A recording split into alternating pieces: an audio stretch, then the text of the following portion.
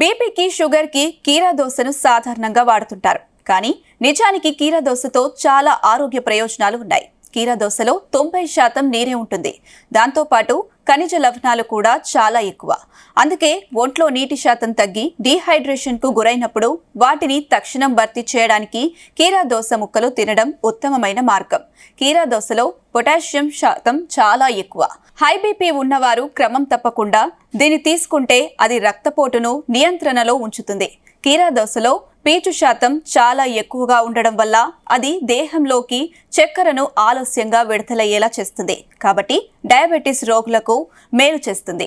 కీరా దోసలో పీచు పదార్థాలు పుష్కలంగా ఉండటం వల్ల జీర్ణ వ్యవస్థను శుభ్రపరచడంతో పాటు జీర్ణ శక్తికి దోహదపడుతుంది.